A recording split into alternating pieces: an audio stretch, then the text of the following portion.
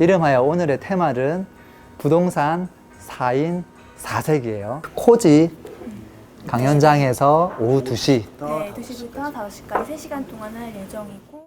오늘 이렇게 특별한 네 분을 모시고 한번 진행해 보도록 할게요. 여기서 연배가 누가 제일 높죠? 그래요? 외모는 그렇지 않지만 그렇죠. 주민등록상으로 제일 궁금한 건 뭐냐면 예. 아마 많은 분들이 그럴 것 같아요. 변화를 뭔가 결심하고 변화를 실행하면서 지금 어느 정도의 성과가 나고 있는 분들이잖아요. 그래서 과거에 좀 간략하게 어떤 일을 했고 그리고 그 과정에 있어서 어떻게 변화를 결심했고 그래서 어떤 것들을 하고 있는지 조금 안내해 주면 좋을 것 같아요. 우선 제가 왜 생각실현가라는 닉네임을 하게 됐는지 먼저 잠깐 말씀드리면은 되게 아이디어들이 많았어요. 그래서 이제 그 아이들하고 아침에 밥 먹을 때도 야 여기다 이런 거 하면 되게 잘 될 것 같지 않냐 막 이런 얘기들을 했었는데 한 2년 지나고 나니까 애들이 저한테 뭐라 그러냐면은 아빠 이제 그만 얘기하라고 맨날 아빠 아이디어만 내고 실현하진 않지 않냐 실제로 실행할 것도 아닌데 못하라고 얘기하냐 그랬었거든요. 그래서 그때부터 제가 결심한 게 사실 되게 뭐 망치로 얻어맞은 느낌이었어요. 그래서 결심을 했던 게 말만 하지 말고 좀 해보자 라고 했는데 이제 그때 당시에 제가 제일 불만 또는 뭐 제일 힘들었던 거는 회사 다니면서 이걸 내가 몇 년이나 할 수 있을까, 내가 이거를 과연 계속 할 수 있을까 50대 돼도 그런 생각 하면서 예전 같았으면 그냥 맨날 그런 생각만 하면서 회사 다녔을 텐데 그때는 좀 달랐어요. 그래서 진짜 한번 해보자. 그러면은 나는 외벌이니까 회사 나와서도 뭔가 내 일을 할 때도 우리 뭐 가족이 벌 수 있는 그 생활비는 최소한 먼저 벌고 시작해보자 라는 생각을 했고 그때부터 이제 처음에는 상가 투자를 했었고 그 다음에는 이제 상가를 한 3개 정도 하니까 상가만 가지고 있기엔 포트폴리오가 좀 무서운 거예요. 그래서 이제 상가 말고 주거용으로 이제 다세대 신축도 해보려고 다짐해서 시작했고 그런 의미에서 포트폴리오를 좀 다변화해서 내 회사를 혹시 안 다니고 안정적으로 수입을 내기 위해서 그렇게 해서 이제 이 일을 시작하게 됐습니다. 아마 많은 분들이 궁금해할 부분은 지금 이제 상가 투자 그리고 이제 상가 주택 신축 거기다가 태양광 발전도 한단 말이죠. 어떤 게 더 흥미로워요? 또는 내가 그걸 하는 사람 입장 말고 진짜 그냥 그 투자하는 사람들 이유 자체가 다 뭔가 수익형을 위해서 하는 거잖아요. 그래서 그분들이 접근하기에 어떤 게 조금 더 쉽고 조금 더 안전할까 그런 이야기 좀 해주시면 좋을 것 같아요. 접근하기 제일 쉬운 건 사실 상가일 거거든요. 왜냐하면 분양도 되게 많이 하고 상가는 눈에 많이 보이기도 하고 근데 안정성 면에서 접근하면은 제가 보기에는 주거용 신축을 다세대 지금 신축하는 게 훨씬 더 왜냐면 걔는 건물 하나에 임차인이 하나인 게 아니라 10명의 임차인은 쪼개져 있거든요. 그래서 10개가 뭐 한꺼번에 다 같이 공실 날 일은 없을 거고 나면은 하나 나고 그럼 다시 채우면은 또 만실 됐다가 또 뭐 공실 나고 그래서 안정성은 제일 있을 것 같고 그다음에 재미나 아니면 접근 자체도 사실은 그 주거용 신축하는 게 제일 재밌습니다. 그러니까 상가는 내가 고칠 수가 없거든요. 어차피 임차인이 인테리어 하는 거고 그다음에 태양광도 그거는 사실 뭐 햇빛만 받으면 되는 거지. 내가 거기다가 뭐 예쁘게 인테리어적으로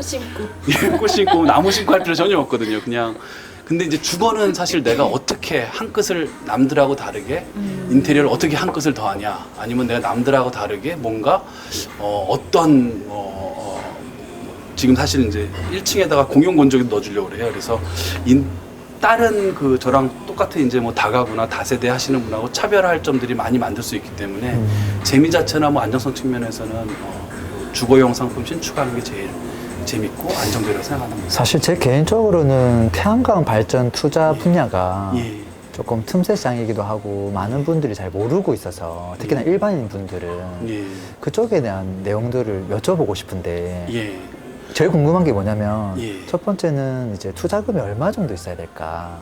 두 번째는 그게 이제 수익형이라고 하면 수익률을 어느 정도 생각해야 될까? 그리고 일반인들이 전혀 예상하지 못하는 리스크가 있는가?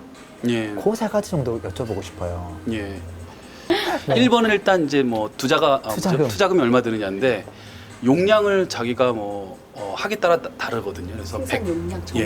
일반적으로 제일 많이 접근하시는 용량이 100kW 접근하시고요. 요거는 총 사업비가 한 뭐 2억 정도 들어가는데 은행 대출이 꽤 나와요. 그래서 은행 대출 나오면은 1억 5천 원 대출 받으면 한 뭐 5천만 원.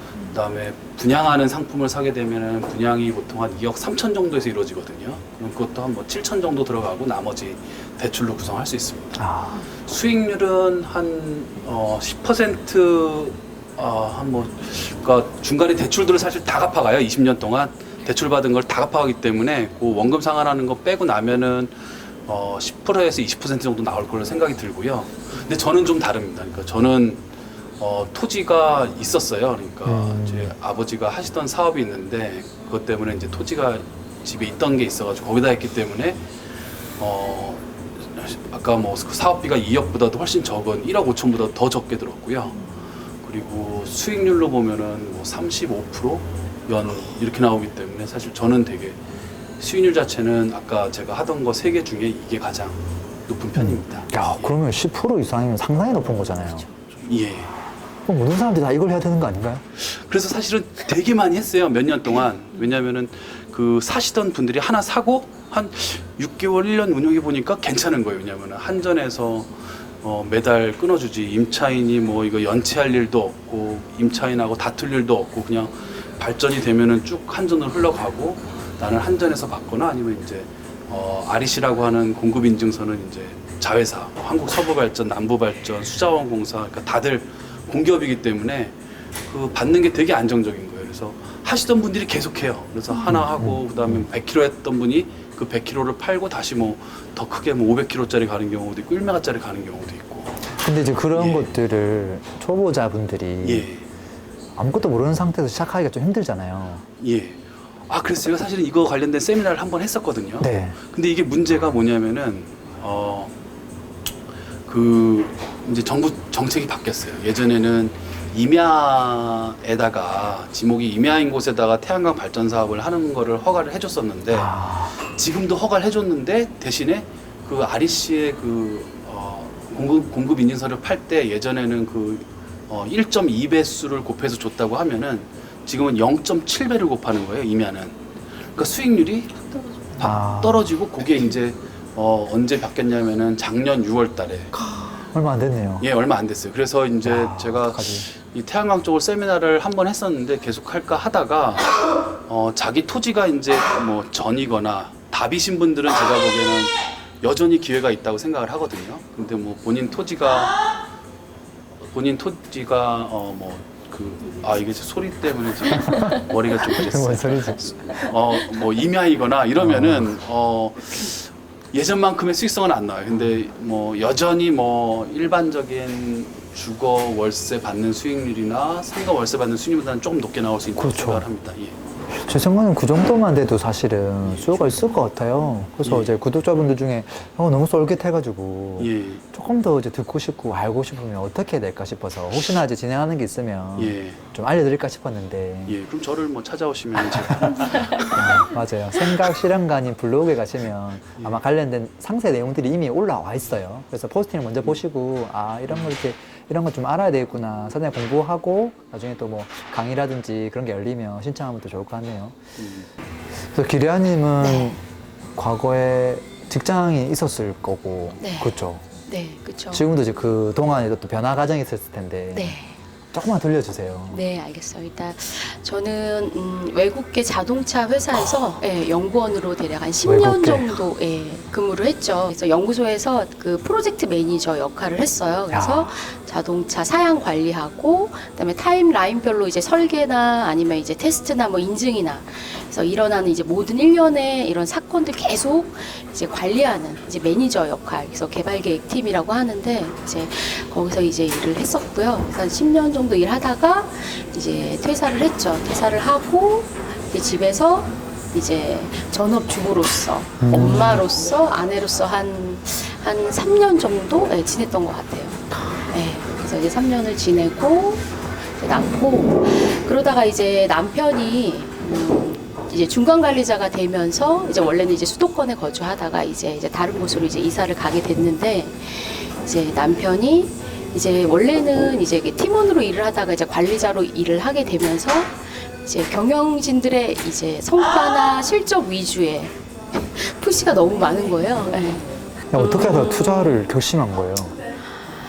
그래서 사실 남편이 이제 회사를 이제 뭐 저 이제 결혼하고 이제 연애한 시간까지 다 쳐서 한 15년 정도 이렇게 계속 같이 생활하고 있는데 이제 중간 관리자가 되면서 너무너무 힘들어하는 거예요. 네, 그래서 이제 그러니까 경영진들이 압박하는 거, 그리고 이제 팀원들 관리하는 거, 그러니까 성과나 실적이 계속 나와야 되는데 이제 그런 것들을 계속 내기 위해서 이제 회사가 요구하는 거랑 자기의 가치관이 이제 너무 이제 다르다 보니까 네. 되게 많이 그래서- 공감하시는 것 같아요. 네, 충분히 공감이 되나요? 네.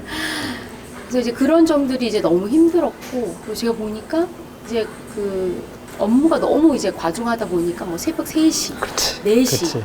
정말 5시에 들어와서 아. 옷만 갈아입고 샤워하고 막 나가고. 그래서 정말 제가 옆에서 보니까 아, 이러다 정말 죽을 수도 있겠구나, 사람이. 제가 옆에서 너무 보는 게 안쓰러워가지고. 그래서 남편이 이제 심지어 회사를 가는데 아침에 그때 이제 꼬맹이 나이가 대략 이제 1살 정도였는데 눈물을 찌 흘리고 아침에 출근하고. 그래서 우리 남편분의 네. 그 힘든 거를 네. 조금이라도 도와주려고 네. 지금 발벗고 나선 거잖아요. 근데 이제 이게 되게 또 아이러니한 게 너무너무 힘들어하니까 정말로 그래서 당장 회사를 그만두자, 그만둬라, 괜찮다 이렇게 말을 하면서도 제 마음 한편으로는 정말 회사를 그만두면 어떡하지? 네, 이런 되게 두려움이 너무 막 그치. 제가 막 남편이 몰아오는 남자니까. 거예요. 예. 자, 소득 절벽에 대한 두려움을 제가 처음 그때 느꼈어요. 그리고 아, 내가 내 노후가 아무것도 준비되어 있지 않구나. 그리고 뭐 노후는 고사하고 지금 당장 남편이 그만두면 앞으로 우리가 생활하기가 되게 힘들겠구나 이걸 느끼면서 아, 이대로는 되지 않겠구나를 느꼈죠. 그래서 이제 당장 남편을 살려야겠다라는 거, 그리고 아, 우리 가족을 지키려면 근로소득이 답이 아니구나를 그때 이제 깨닫고 이제 투자를 하게 되었던 것 같아요. 네. 근데 이제 네. 투자가 종목이 다양하잖아요. 네네. 근데 아마도 그 중간 과정들이 있을 텐데 네. 이런 거 저런 거 하다가 지금은 네. 재개발에 꽂혔잖아요. 그렇죠. 네. 왜 재개발에 꽂혔는지 그게 좀 궁금해요. 그렇죠. 일단 제가 처음에 이제 투자 시작은 아파트로 했어요. 왜냐하면 이 가장 접근하기 그렇죠. 사실 쉽고 황금성적이면 안정적인 측면이 다 보장이 되기 때문에 아파트로 접근을 했어요. 그리고 이제 수도권 시장으로 올라왔는데 그때 수도권 시장 자체가 구축 시장들이 다 얼어 있을 상태, 되게 경직되어 있고 이미 구축들이 한 차례 많이 상승하면서 제가 이제 재개발 투자 쪽으로 눈을 돌렸죠. 이제 그때만 해도 재개발이 그렇게 붐업되지 않고, 예, 이제 막 뽑히기 시작할 때였는데 재개발 현장에 가봤더니 아, 막 수익이 눈으로 계산이 막 되는 거예요. 아, 이게 이만큼 투자를 하면 지금 저기 있는 헌 아파트보다 훨씬 싼 거죠. 투자를 안 할 이유가 하나도 없었어요. 그래서 되게 공격적으로 임장 다니고 공부하고 현장 통해서 배우고 그러면서 이제 재개발 투자를 하기 시작했죠. 근데 하다 보니까 너무 재밌어요. 왜냐면 이게 뭐 사실 그 당시만 해도 강의 같은 것도 없고 책도 거의 없고 그냥 현장 통해서 다 배우는 거였기 때문에 그게 훨씬 더 되게 다이나믹하고 재밌었던 것 같아요. 네. 재개발. 네. 지금도 재개발은 유효한가요?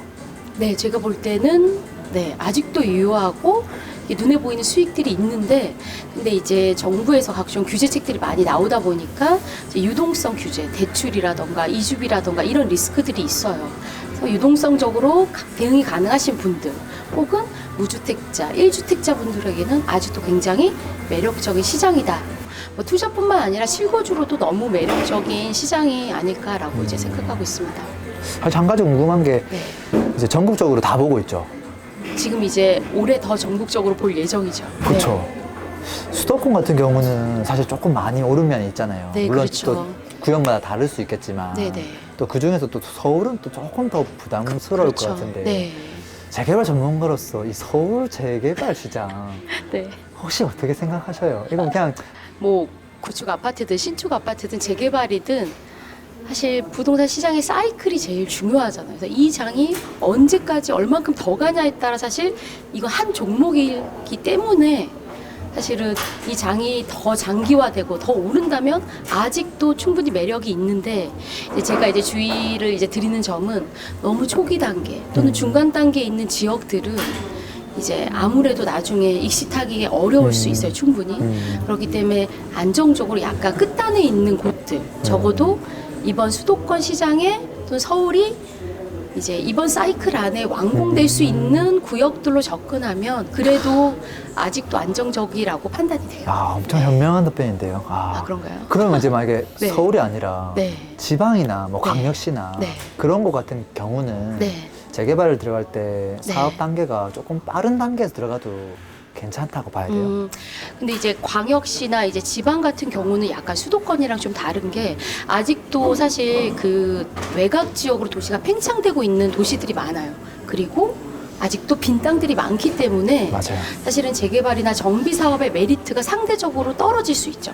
서울이나 수도권 같은 경우에는 더 이상 외곽으로 확장성이 사실 부족하기 때문에 정비 사업으로만 신축 아파트가 생기는데 이제 지방 같은 경우엔 그렇기 때문에 아무래도 저는 이제 그 속도라기보다는 중심지 쪽으로 들어와 있는 정비 구역들을 공략하는 게 지방은 가장 안정적이다라고 보고 있고요. 이제 지방도 마찬가지로 이런 부동산 시장 사이클에 맞춰서 투자를 진행하는 게 좋다라는 이제 관점이에요. 네. 마이크를 또 한번 넘겨봐야 되겠는데요. 네. 이제 세 번째 이제 게스트인데요. 바람의 세상님 이야기도 좀 들어보면 좋을 것 같아요. 예. 일단 저는 대학교는 국어국문학과 출신인데요. 아, 왜 또 그런 걸 강조하지? 근데 은행에서 5년 동안 대출 업무를 맡습니다. 좀 상반된 일을 했었고요. 상반되다. 상반된 일을 했었는데 이제 은행 그만두고 나온 지는 한 2년 반 정도 됐고요. 제가 이제 은행을 취업하기 위해서 그 재무설계 자격증 공부를 했었는데 거기에 보면은 이제 노후를 준비해야 된다는 얘기가 엄청 반복적으로 나옵니다. 은퇴를 준비해야 된다. 왜냐면 앞으로 100세 시대가 오는데 너네는 50세면 잘릴 거야. 50세 그러니까 저 20년 일하고 50년 먹고 살아야 돼. 라는 게 엄청 저한테 강박관념으로 박혀서 왜냐면 그 공부를 하려고 거의 막 하루에 7, 8시간씩 그 재무설계 자격증 공부만 했었거든요. 그게 너무 많이 이제 귀에 박혀서 은행 들어갔을 때도 야, 이 회사 월급만으로는 답이 없겠구나라는 생각을 이미 가지고 있었어요. 그러면 은행 일을 하면서 동시에 투자를 진행한 거예요? 바로 들어갔을 때 투자라는 항목을 찾지는 못했었죠. 사실 그전에는 주식 투자는 했었는데 그것도 사실 많이 불안해서 실력이 있던 게 아니었기 때문에 그래서 저는 사실 투잡을 찾으려고 그랬었어요. 그래서 막 처음에는 평일에 할 수는 없으니까 주말에 할 수 있는 것들만 알아보다가 뭐 칵테일 만드는 법도 배워볼까 하고 뭐 그때 당시에 또 파티 플래너 이런 것들이 좀 앞으로 사람들이 즐기는 유흥 문화가 이렇게 발달할 거니까 그것도 어울려요. 예 그래서 그런 약간 걸 되게 주말에 어울릴 것 해볼까 뭐 이런 별 생각을 다 하다가 근데 다 이제 용기가 사실 잘 안 나잖아요. 다니면서 시간도 많이 없고 그래서 결국 했던 게 대학교 때 다니던 가회였어요. 네. 그래서 은행이 보통 11시에 끝나는데 11시에 끝나고 이제는 애들도 야자가 11시에 끝나니까 무슨 과외를 해요? 그때는 영어 과외 했었어요. 대학교 때 수학 과외를 했었는데 그렇게 해서 과외를 했었어요. 과외를 했는데 와 진짜 죽겠는 거예요. 11시에 가서 2시간 과외를 하는데 12시부터는 둘이 같이 졸아. 학생이란 나라. 둘이 같이 졸아. 그러고서 그 1시에 끝나서 이제 제가 동탄에서 과외를 했었거든요. 근데 수원까지 운전을 해서 또 1시간 좀 안 돼 운전을 해서 와야 돼요. 자고 6시에 또 일어나서 출근하고 이러면서 고작 월에 플러스 되는 게 30만 원이야. 이건 아닌 것 같긴 한데 이것밖에 방법을 모르겠는 거예요. 그러다가 제 친구가 제 고등학교 동창이 부동산 투자를 2012년도에 원래 권유를 했었어요. 근데 그때만 해도 분위기가 엄청 안 좋았죠. 그래서 야, 무슨 부동산 투자야. 그렇죠. 지금 집값 앞으로 떨어질 거라는데 그래서 안 했어요. 2년이 지났는데 그 친구가 투자한 집이 한 채당 다 1,000만 원씩 올랐어. 지금 사실 1,000만 원 하면 우스운 얘기지만 지금 시기에서는 주식하는 입장에서 4천만 원을 2년 안에 벌었다는 거는 엄청난 수익이었거든요. 그래서 뭔가 머리를 꽉 맞은 것 같았고 은행에서 제가 펀드랑 주식을 팔 때 항상 하는 얘기가 앞으로 우상향할 거니까 장기적으로는 그러니까 펀드랑 주식 분할로 해서 이렇게 투자하세요라고 손님을 설득한단 말이에요. 펀드 투자하셨어요? 안 했죠. 저는 안 했죠. 예, 저는 주식을 하고 있었기 때문에 펀드 안 합니다. 왜냐면 펀드는 은행 담당자 그렇구나. 나 몰랐네. 완전 속았네. 하시는 분들도 많은데요. 저는 사실 손님들한테도 펀드 별로 안 권했고요. 그리고 펀드는 사업비로 많이 빠지기 때문에 차라리 펀드 하실 거면 ETF를 하십시오. ETF가 사업비 빠지는 게 많이 없기 때문에 훨씬 이득이고요. 갑자기 은행팁을 말씀드리는데 아무튼 그렇게 해서 수익이 낸 거 보고 그렇게 내가 얘기를 하는데 내가 왜 부동산이 떨어질 거라 생각했지? 라는 생각이 들어서 지금 시장을 보니까 아직도 주변 사람들이 시장이 안 오를 거라고 생각하는 사람들이 많았어요. 그래서 아직 늦지 않았다, 이제 시작해야겠다라고 시작을 했고, 그때 처음 목표를 잡았던 게 오를 거라는 확신이 있었기 때문에 일단 1년에 한 달에 한 채씩 투자하자라는 목표가 있었고, 두 번째로는 다양한 할 수 있는 종목을 다양하게 해보자라는 게 목표였어요. 왜냐하면 항상 순환 주기는 돌잖아요, 사이클이. 그러면은 많은 분들이 지금 시점에서도 이제 좀 조급해 하시는 게, 야, 내 인생에 이게 마지막 부동산으로 벌 수 있는 시기 아니야? 막 이런 생각 드니까 조급해 하시는 거거든요. 사실 지금이 많이 올랐다는 건 누구나 다 아는데, 그런데도 희망의 끈을 못 놓는 건 이게 왠지 마지막 기회일 것 같으니까 계속해서 매달리시는 거란 말이에요. 특히나 수도권은 그렇죠. 예, 예. 근데 제가 항상 드리는 말씀은, 인생의 기회가 3번밖에 있는 게 아니다. 인생의 기회는 3번보다 더 많은 거지. 그건 그냥 옛날 사람이 한 얘기지 3번밖에 없는 게 아니다. 그러니까 적어도 10년 주기로 돌아도 100세 인생이면 10번 기회 있는 거거든요. 그래서 저도 그때 시작할 때 갭 투자를 만약에 제가 그 시절에 더 공격적으로 했으면 돈을 훨씬 더 많이 벌었을 거예요. 근데 나는 이 시기에는 경험해서 어쨌든 안 좋은 시장에서 시작하니까 뭔 짓을 해도 잃지는 않을 것 같고, 그런 경험을 하고 이걸로 다음 사이클 왔을 때 팡 붙들려서 난 이게 그걸로 끝 하자라는 생각으로 이제는 경험을 하려고 했고, 그래서 이제 뭐 분양권이나 갭 투자나 재개발 이런 쪽으로 다양한 쪽으로 투자를 해보려고 많이 노력을 해서 지금은 이제 그만둔 지 2년 반 정도가 됐고, 나름 만족하는 생활을 하고 있고요.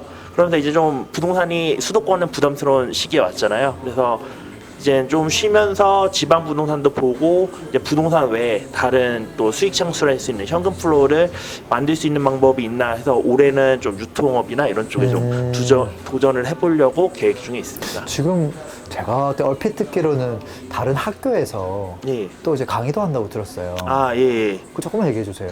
아, 아시는 분들은 아실 수도 있는데, 퇴사학교라는 플랫폼이 있어요. 있죠. 예, 그 삼성전자인가 다니시던 분이, 젊으신 분이 나오셔서 자기의 퇴사에 대한 이제 얘기를 글로 쓰셨고, 그게 이제 히트를 쳐서 그걸 바탕으로 플랫폼을 여신 건데, 꼭 이제 회사를 그만두라는 얘기는 아니고요. 거기서 이제 배울 수 있는 것들은 어떻게 퇴사를 잘 준비할 수 있는가.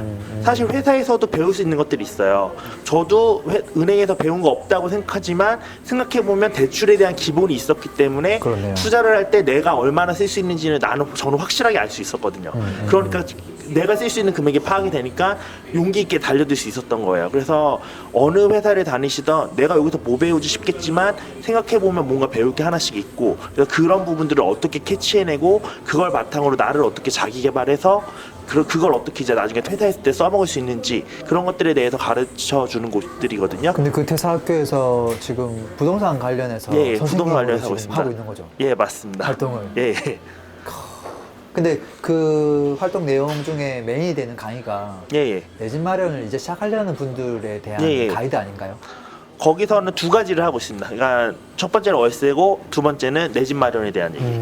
그래서 저는 사실 바람의 세상님을 보면서 예.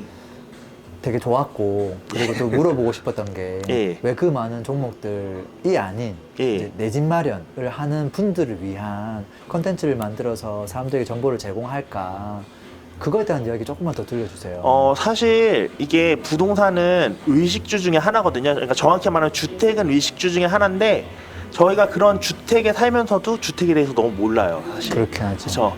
심지어 임대차 보호법은 반드시 알아야 되는 부분 중에 하나인데, 그래야지 내 자산을 보호할 수 있음에도 불구하고 가르치다 보면 주택 임대차 보호법조차도 모르시는 분들이 엄청나게 많단 말이에요. 그렇지. 뭐 특약이 뭐야, 뭐 아무것도 그렇죠. 모르지 예. 사실은. 그것 때문에 당하시는 경우도 되게 많거든요.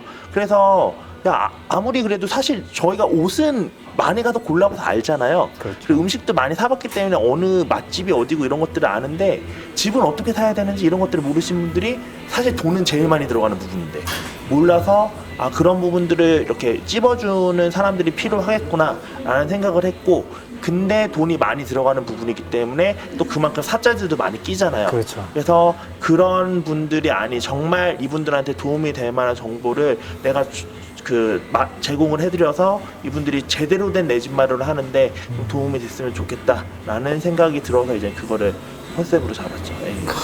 와, 너무 멋지지 않아요?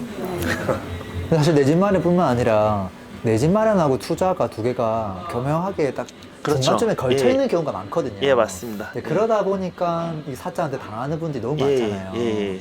근데 그런 부분들을 잡아준다는 거잖아요. 예, 예. 왜냐하면 다양한 종목들을 좀 해봤기 때문에 예, 예, 예. 그 종목별로 주의해야 될 사항들도 너무 잘 아니까 맞습니다. 해줄 예, 수 예. 있는 부분이 아닌가 싶기도 해요. 예. 저희 앵두님 과거에 이제 어떤 직장에서 어떻게 생활했었고 지금 투자를 시작하고 어떤 변화의 삶을 살고 있는지 좀 들어보도록 하죠. 어떤가요? 네, 안녕하세요. 진정한 부를 추구하는 구독자 여러분. 반갑습니다. 저는 긍정에너지 앵두입니다. 10년 정도 이제 국제선 항공사에서 비행 업무를 담당했고요. 와, 워낙- 여기 막 반짝반짝한데 지금. 워낙 다니는 걸 좋아하고 호기심이 많은 성격을 가지고 있어서 세계를 누비면서 재밌게 10년을 보냈던 것 같아요. 이제 그렇게 지내다가 어느 날 갑자기 내가 너무나 우물한 개구리로 살고 있구나라는 생각을 하게 됐고요. 이제 그렇게 생각을 한 이후로 세상에 한 걸음 더 다가가려고 책도 많이 보고 사람들도 많이 만나면서 제가 많이 달라졌어요. 그러니까 세상은 그대로인데 제가 세상을 바라보는 관점을 다르게 했더니 이 세상이 180도 변하더라고요. 그래서 저는 이제 제 자신의 성장을 위해서 투자를 시작했고요. 이제 그렇게 처음에 내 집 마련을 하면서 부동산에 눈을 뜨고 제가 부동산과 사랑에 빠졌어요. 그래서 이제 그냥 별 생각 없이 그냥 돌아다니는 걸 좋아하는 저의 성향을 이제 관심을 가지고 생각을 가지고 부동산을 보는 그런 임장 활동에 취미를 갖게 됐고요. 그렇게 다니다 보니까 이제 제가 궁금했던 거, 뭐 제가 알고 싶은 것들을 이제 제가 하고 싶어서 하는 공부니까 너무 재밌게 하게 되더라고요. 몰입도 하게 되고. 그래서 이제 그렇게 저 혼자 열심히 그냥 제가 궁금한 것들, 제가 알고 싶은 것들에 대해서 빠져들다가 또 랭구님을 만나고 또 랭구님이 좋은 조언을 해주셔서 이제 그런 부분들을 블로그에 한번 기록을 해보는 건 어떻겠냐라고 제안을 해주셔서 이제 작년 초부터 블로그를 시작했어요. 근데 블로그를 이제 처음 시작할 때 내가 다 모든 시작을 하시는 분들은 다 이런 생각 하실 거예요. 내가 뭘 적을 수 있지? 내가 뭘 하고 내가 어떤 걸 쓸 수 있지? 이런 컨텐츠에 대한 고민을 정말 많이 하시는데 저는 그때 제가 제일 자신 있는 게 긍정이었어요. 그러니까 제가 가진 최고의 무기는 어떤 일이든 긍정적으로 생각하는 저의 마인드였어요. 그래서 일단 내가 제일 자신 있는 것부터 해보자. 그래서 긍정에너지 앵주라고 이제 닉네임을 붙이고 글을 적어 나갔고요. 지금도 이제 공부를 하다 보니까 부동산이라는 게 결국은 이제 이 세상의 하나의 틀이잖아요. 그 부동산의 틀을 통해서 결국은 제 자신을 공부하고 있는 과정인 것 같아요. 그렇게 제가 성장하는 거에 대해서 가장 큰 초점을 맞추고 있고요. 이제 그런 과정에서 이제 아파트에 살다가 상가주택으로 거주지를 옮겼고 그렇게 구축 상가주택을 리모델링해서 살아보니까 또 이제 신축을 해보면 어떨까라는 생각이 들어서 이런 이제 과정들을 좀 많이 빠르게 진행을 했고요. 이제 이 과정들에서 사람들이 이제 많이 궁금해 하시더라고요. 어떻게 그렇게 불도저처럼 빠르게 신속하게 진행을 했는지에 대해서. 그래서 그때 이제 대부분의 분들이 이제 시작을 많이 망설이시는데 이제 그런 것들이 결국은 손해보지 않으려는 그런 심리가 강하신 것 같아요. 그래서 저는 항상 모든 일을 시작할 때 내가 손해보더라도 경험을 산다는 생각으로 시작하자라고 생각하고 모든 일을 도전하고 있고요. 그렇게 해서 그런 과정에서의 저의 성장을 가장 큰 목표로 삼고 있고 이 4인 4색 강의도 이제 제가 그동안 상가주택을 구축 리모델링하고 신축하면서 제가 느꼈던 저의 경험담을 나누는 자리 또 그런 꿈을 가지고 계신 분들께 조금이나마 시행착오를 줄여드리기 위한 저의 경험을 나눠드리고 싶은 생각에서 지금 이거 4인 4색 강의에 참여하게 됐고 지금도 이제 앞으로도 뭐 블로그나 또 이제 유튜브도 할 계획이에요. 그런 거에서 또 이런 이야기들 더 나누고 싶은 이야기들 함께 할 생각입니다. 너무 야 준비하셨는데. 대박이다. 이거 몇 번 볼 수 앵두님, 있는 시나리오가 질문 너무 있어요. 멋있다. 네, 상가가 좋아요? 남편분이 좋아요? 저 완전히 남편이 더 좋아요. 아니 아까 부동산에 사랑에 빠졌고 네. 상가가 좋아. 근데 이제 부동산 종목 중에서도 상가를 유독 좋아하잖아요. 네. 근데 저는 이제 주택에서 되게 오랫동안 살아봤거든요. 그리고 이제 부모님이 목수이셔서 또 친지분들 집을 많이 지어줬고 심지어 본인의 집도 스스로 지었고 그리고 저는 초등학생 때부터 부모님이 지은 집에서 계속 살았어요. 근데 단독주택이다 보니까 여름엔 덥고 겨울엔 춥고 그리고 주차 엄청 어렵고 아마도 이제 그런 경험이 있는 분들은 그거를 투자를 이어갈 때 그게 어느 정도는 막 머릿속에 남아 있어서 내가 나중에 이거 임차인 관리한다고 고생하는 거 아닐까? 또는 내가 거주하는 것 자체도 불편해서 보통 이제 상가주택도 거주하면서 이제 투자 겸 내 집 마련 겸 많이 하잖아요. 그런 거에 대한 거부감들이 있을 거라고 저는 봐지는데 실제 그런 것들을 이제 투자의 개념으로 접근도 하고 있고 실제 거주도 하고 있고 근데 그분들이 생각하는 만큼 그렇게 문제되지 않을 것 같은 느낌도 있는데 조금만 들려주세요. 그러니까 저도 이제 새 아파트에 입주를 했다가 1년 정도 살고 이제 거주지를 옮겼어요. 근데 그때 제가 이제 마침 출산을 하고 아기가 돌이 되기 전에 이사를 하게 됐어요. 그래서 제가 4층 집에 이제 엘리베이터 없는 4층 집에 애가 살고 돌이 있는데 되기 전에. 예. 와. 사람들이 이제 막 되게 걱정하는 거예요. 단독주택 춥다. 계단은 어떡할 거냐. 막 이랬는데 저한테는 그런 게 그렇게 불편한 게 그렇게 중요하지 않았어요. 저한테도 중요한 건 이제 제가 어떤 아파트의 전 자산을 깔고 사는 그 기회비용을 잃는 게 전 더 싫었기 때문에 그 엘리베이터 좀 타고 다니는 게 뭐가 그렇게 좋고 더 이상 좋지 않고 편리하지가 않더라고요. 그러니까 사람마다 그러니까 이게 모든 투자를 할 때 자기 자신에 대해서 정확히 알아야 되는 게 사람마다 달라요. 그러니까 그렇게 새 아파트에 거주하면서 편히 인프라를 누리는 게 자기가 만족감이 든다면 거기 사시는 게 맞고요. 저처럼 약간의 불편을 감수하더라도 나는 이것보다 현재의 불편보다 미래의 편함이 더 필요하다라고 생각하신 분은 그런 점은 감수하셔야 돼요. 그러니까 본인의 성향과 그러니까 본인의 성향에 맞는 투자를 하셔야 되기 때문에 자신에 대해서 먼저 생각해보는 시간이 꼭 필요하다고 생각해요. 근데 아까 방금 답변 내용 중에 엄청난 포인트가 나왔는데 아파트에 대부분의 분들이 거주하고 있잖아요. 되게 많은 자산이 거기 깔려 있잖아요. 네. 근데 거기는 돈이 안 나오잖아요. 네. 근데 상가주택 같은 경우는 거주하면서 네. 돈이 나온다는 게 네. 그게 가장 큰 메리트 아니에요? 그렇죠. 그래서 저는 이제 제가 그런 계획을 처음에 생각하게 된 것도 제가 처음에 이제 우물안 개구리에서 눈을 뜨고 제 자신에게 투자를 해야겠다고 생각했거든요. 사실 부동산보다 부동산은 하나의 툴일 뿐이고 결국은 제 자신한테 투자를 해야겠다고 생각을 했는데 이제 그러려면 제가 퇴사를 해야 그러니까 온 에너지를 회사보다는 나에게 쏟고 싶다는 생각이 제일 강했어요. 근데 그러려면 현실적인 문제가 해결이 돼야 되잖아요. 가능한 빨리 내가 어떻게 이 현실적인 문제를 해결할 수 있을까를 고민하다가 이제 같은 돈이어도 제가 새 아파트에 전 재산을 깔고 사는 것보다 상가주택으로 거주를 하면 거기서 월세가 나오니까 저 대신 부동산이 일을 하게 만들 수 있겠더라고요. 그래서 일단 현실적인 문제는 제가 거주지를 옮기면서 약간의 불편을 감수함으로써 근데 이제 그 불편도 최대한 제가 불편하지 않을 만큼 수리를 했어요. 그래서 저는 되게 만족하고 있고요. 그래서 그 포인트를 잘 잡아서 개선해 내면 돼요. 모든 걸 다 만족시킬 수는 없으니까. 근데 이제 그렇게 되니까 제가 온전히 퇴사를 뭐 망설임 없이 월세가 나왔기 때문에 퇴사를 할 수 있었고 불안하지 않게 저에게 계속 투자하는 성장 여행을 할 수 있었어요. 밑바탕이 돼준 거죠. 네, 그게 되게 컸어요. 저는 이 얘기는 꼭 말씀드리고 싶었어요. 다들 생각은 되게 많이 하시는데 그거를 실천하는 사람은 정말 적더라고요. 그렇겠죠. 네, 다들 생각만 하고 망설이기만 해요. 그게 너무 전 안타까운데 이제 이것도 약간 결혼과 비슷하다고 생각하거든요. 완벽한 배우자는 없잖아요. 그렇죠. 그러니까 10개 중에 6개만 만족해도 저는 맞다고 생각해. 나머지 4개는 채워나가는 부분이니까.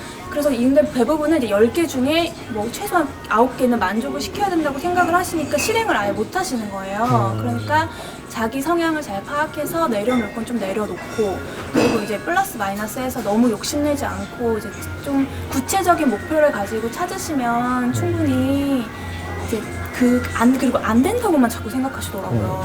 안 된다는 정말 안 되고요. 된다 하면 정말 돼요. 그렇죠. 제가 그걸 몇 번 경험했거든요. 그러니까 아무것도 안 하면 아무것도 아니니까 꼭 이번 기회에 저희 강의 들으시고 이제 본인 뭐 성향, 나이에 맞는 그런 투자 계획을 한번 세워보시는 기회를 마련했었으면 좋겠습니다. 아무것도 안 하면 아무것도 아니다. 오늘 명언 되게 많이 나왔어요. 오늘 또 귀한 시간 내서 네 분이 또 오셔주셨는데 앞으로 계획하는 부동산 4인 4색 생애 주기별 콘서트. 야, 앞으로도 그래요. 대성하는 그런 강연이 되었으면 좋겠고요. 그리고 그 강연을 하면서도 성장하고 또 많은 사람들에게 또 꿈과 희망을 또 전해주고 또 그걸 통해서 또 여러분들이 또 더 큰 꿈 꾸시면 좋지 않을까 싶어요. 저도 오늘 인터뷰하다 보니까 막 가슴이 또 꿈틀하기도 하고 와 너무 멋지다. 나는 왜 저런 걸 생각하지 못했을까. 저렇게 멋진 걸 기획하고 실행해 나가는데 역시 생각 실현관이 있으니까 이 모든 게 다 가능하지 않나 싶습니다. 이 네 분의 앞으로의 행복 또 응원해 주세요. 고맙습니다. 피스.